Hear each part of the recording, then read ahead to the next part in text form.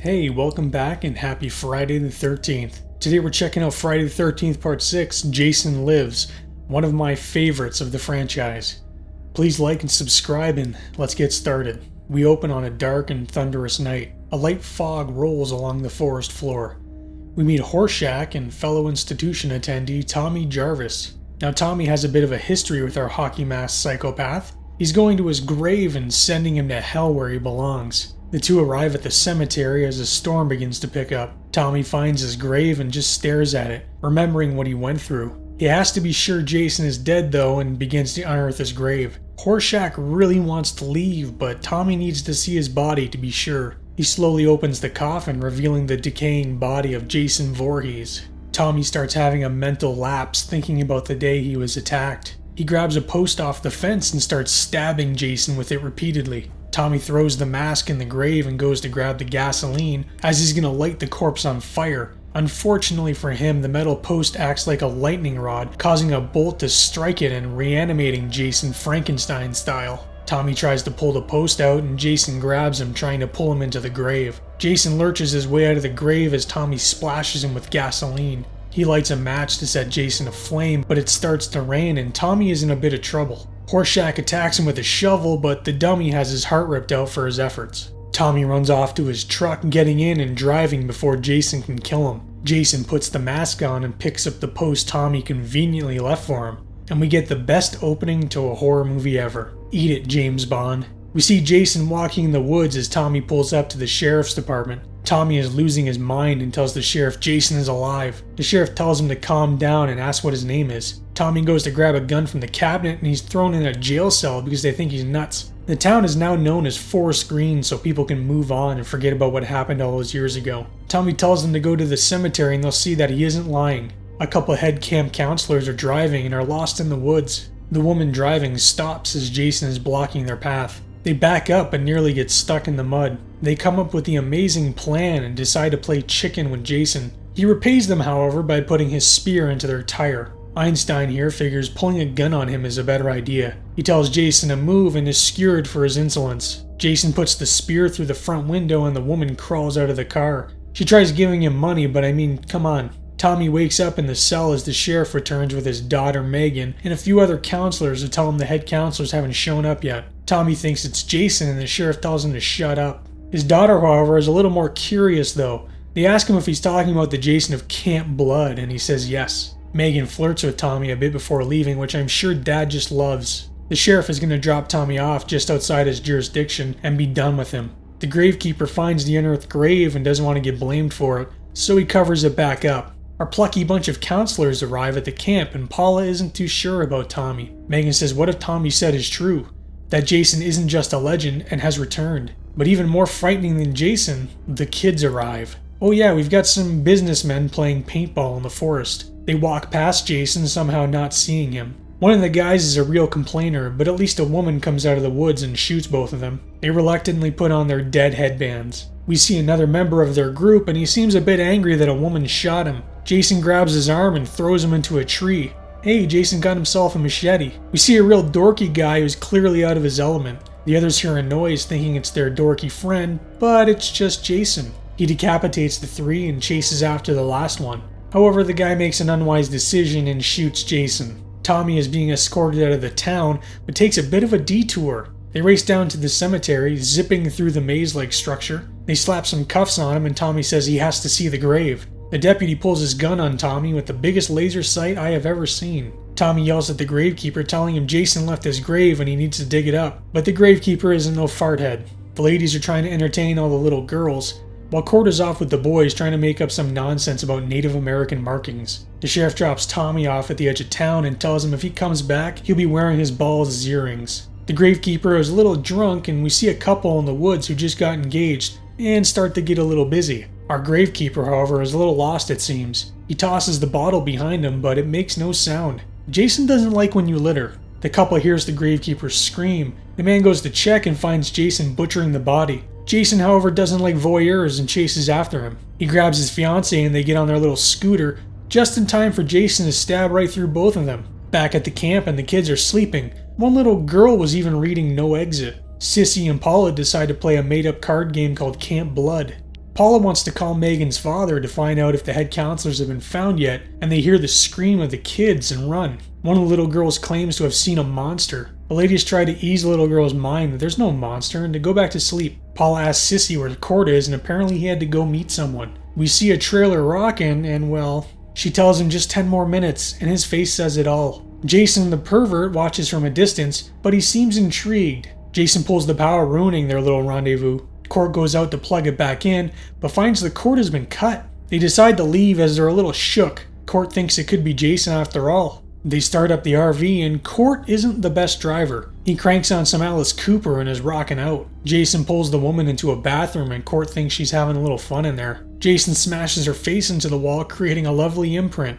Jason comes up behind Court, pulling out a hunting knife. However, Court notices a little too late. The RV flips on its side as Jason busts out the door. The sheriff is giving Megan hell and tells her to stay away from Tommy. His deputy calls, telling him he found the bodies of the head camp counselors, and the sheriff thinks it's Tommy that did it. He tells his daughter to stay put as he heads to the scene. Tommy picks up some light reading, the undead, occultism. Megan picks up the phone at the station, and it's Tommy trying to tell her father about Jason. She warns him that her father is out looking for him and thinks he did something.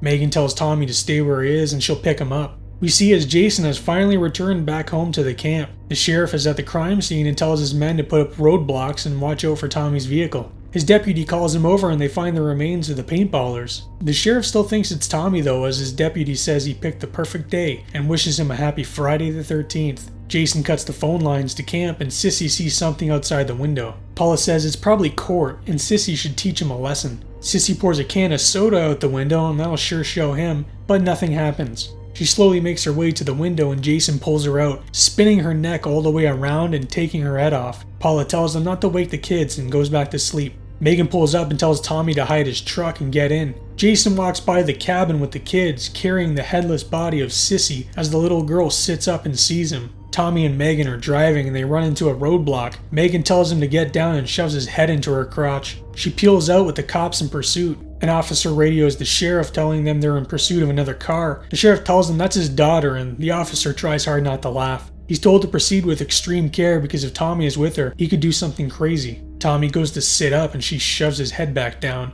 I don't think he hates it. She makes a quick turn and unfortunately runs into her father who has his shotgun ready. We see a bloody machete heading towards a cabin. Paula is sleeping as a creaking door is heard. The machete gets even closer. But it's just a little scared girl who found it outside. Paula tells her the counselors are just playing pranks. They head out to find Sissy in Court as Jason watches from the woods. At the station, and Tommy is still trying to convince everyone Jason is out there. They get a call that more bodies were found and the sheriff tells his daughter to stay away from Tommy. His daughter asks what time they were found and he says 8:39. Megan tells him Tommy was with her all that time. The sheriff, still not trusting Tommy, has his deputy lock him up. Paula brings the little girl back to bed and Jason follows her along the cabin. Paula hears a noise and calls for Court but gets no response. She runs back to the cabin and calls for Sissy but again, nothing. Paula tries calling, but the phone was cut off earlier. She notices blood on the ground where the machete is missing. The cabin door opens and she walks over to close it, but Jason comes charging in. Blood splatters a window as her lifeless body is thrown through. Megan is writing notes to Tommy with a plan to get him out. They start making out and the deputy has to come break it up. She grabs his gun and tells him to open the cell. Tommy takes his keys and locks him up. Tommy wants to go it alone, but Megan won't let him. The only way to end this is to bury Jason where it all began. We see Jason enter the cabin with the kids. The little girl is awake and Jason heads towards her. She closes her eyes and starts to pray, but Jason hears a car and leaves. The police arrive and the sheriff says he needs to break the news to the counselors about their friends. The sheriff knocks on a door and gets no answer. He opens it, finding an amount of blood I'm sure no one single human body can carry. Another officer is checking a dock for some reason as Jason watches from the woods. Jason pulls a dart out of some kind and nails him right in the forehead. The sheriff rushes and finds the kids all asleep in their cabins, but notices one's missing. One of the officers hears a noise and tells them to come on out. The little girl comes running from behind, grabbing and hugging him. Jason comes out of the woods and the officer fires at him. He grabs the man's head and crushes it. The sheriff grabs his shotgun from the car and finds the little girl. He gathers all the boys and puts all the kids into one cabin together. He tells them to hide under their beds and do not move. The sheriff cocks his shotgun as he searches for Jason. He trips over something and falls right next to the body of one of his murdered men. He turns and is face to face with Jason. They have a tense face-off and the sheriff fires his weapon. It'll take more than that to keep Jason down though. He fires again and again, but it just isn't enough. The sheriff takes off running as Jason slowly stalks the man. Tommy and Megan arrive and she runs into the cabin only to find blood covering everything. She finds the kids and tells them not to be afraid. Tommy grabs his supplies and puts them in a boat. Megan tells the kids to hide and one of them snarkily says they're dead meat. Tommy rolls a large boulder to the boat while Megan screams for her father. She opens the door to one of the police cars and Sissy's head rolls out. The kids hear her screaming and one asks, "So, what were you gonna be when you grew up?" The sheriff and Jason both hear her screams, but the sheriff isn't letting Jason get his daughter. He starts smashing Jason in the face with a rock, but Jason grabs him and folds him like an accordion. Jason continues in her direction and Tommy tells her to hand him the padlock. Tommy heads out in the boat and tells Megan to get in the cabin with the kids. Jason must have heard this because he busts through the cabin door, scaring the hell out of all of them. Megan runs after with Tommy yelling no.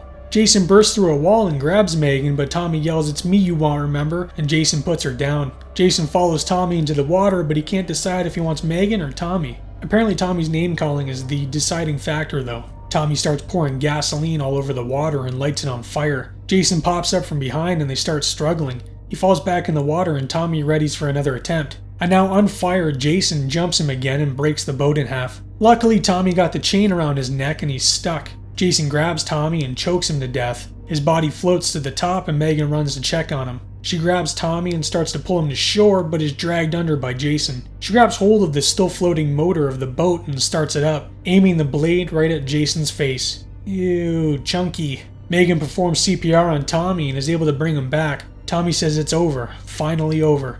Jason's home. We see the body of Jason floating under the water, but it isn't over as we see Jason's eyes are open and the film comes to an end. I hope you enjoyed today's video. It wouldn't be a Friday the 13th without a little Jason Voorhees. If you haven't, please like the video and subscribe as that really helps the channel out. Thank you all for watching and take care.